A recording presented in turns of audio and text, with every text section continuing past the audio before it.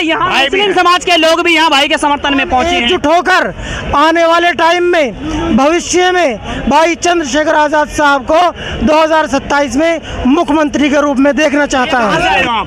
आदाब जी, मैं मोदी नगर का एक गांव पड़ता है थोड़ी, वहाँ से आता हूँ। और इस वक्त में जो भाई एडवोकेट चंद्रशेखर आजाद साहब की जो क्रांति चल रही है वो इस समय देश में सबसे ऊपर है, क्योंकि एडवोकेट भाई चंद्रशेखर आज़ाद साहब की जो नीति है और जो उनके कार्य हैं, पूरे देश का बहुजन समाज भाई चंद्रशेखर आज़ाद के साथ तन मन धन, यहाँ तक कि अगर खून भी मांगा जाए तो खून भी देने के लिए तैयार है, क्योंकि भाई एडवोकेट चंद्रशेखर आज़ाद साहब ने मुसलमानों के लिए एनआरसी, सीएए और न जाने कितने मुद्दों को लेकर भाई चंद्रशेखर आज़ाद साहब ने आवाज़ उठाई है। और उस आवाज़ के लिए एकजुट होकर आने वाले टाइम में भविष्य में भाई चंद्रशेखर आज़ाद साहब को 2027 में मुख्यमंत्री के रूप में देखना चाहता है। इनका कहने का मतलब है 2027 में उत्तर प्रदेश का सीएम चंद्रशेखर को बनाएंगे ये लोग जी।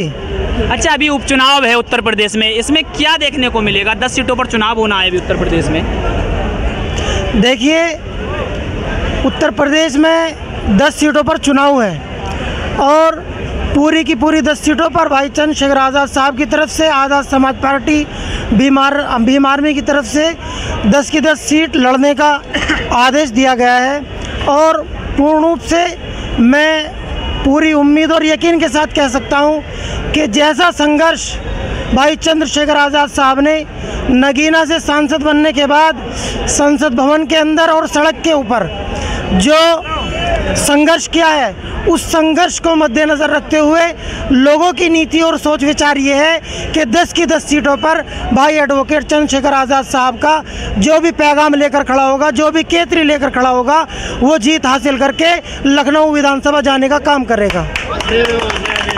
मतलब मुस्लिम समाज एक तरीके से टोटल चंद्रशेखर भाई के साथ, मुस्लिम समाज 99% इस समय जो आज के हालात हैं भाई चंद्रशेखर आज़ाद समाज पार्टी के साथ है, क्योंकि भाई चंद्रशेखर आज़ाद साहब ने मुसलमानों के लिए बिल्कुल ऐसे आवाज़ उठाई है, निष्पक्ष होकर एकदम एक पाले पर खड़े होकर आवाज़ उठाई है। और उस आवाज़ को मुसलमान मद्देनज़र रखते हुए दिल में एहसान है कि भाई चंद्रशेखर आज़ाद साहब का मुसलमानों पर एहसान है।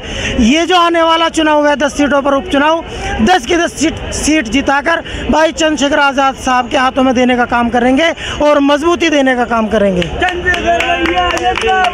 यहाँ देखा आपने कि मुस्लिम समाज यहाँ ये दावा करते कि 99% चंद्रशेखर भाई के साथ है, और इधर अखिलेश यादव मुस्लिमों के हितैषी बनते हैं, मगर देखने को मिलता है कहीं कोई कांड हो जाता है, कोई मुस्लिम पर अत्याचार होता है तो अखिलेश यादव नहीं बोल पाते। इस बात पे क्या बोलेंगे अखिलेश यादव? देखिए, ये सब उनकी एक राजनीतिक और पॉलिटिक्स चलने का जो तरीका है वो उनका अलग है, लेकिन वो जुमलेबाजी थी।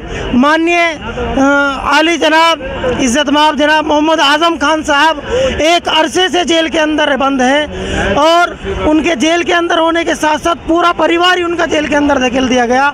अखिलेश यादव जी की तरफ से उनके लिए कोई भी आवाज़, कोई भी आंदोलन सड़क से नहीं हुआ, और आंदोलन अगर किया है तो भाई एडवोकेट चंद्रशेखर आज़ाद साहब ने निष्पक्ष होकर भाई मोहम्मद आज़म खान साहब के लिए आवाज़ उठाई है। संसद भवन के अंदर आज़म खान साहब के लिए आवाज़ उठाई है कि इनको बाहर किया जाए।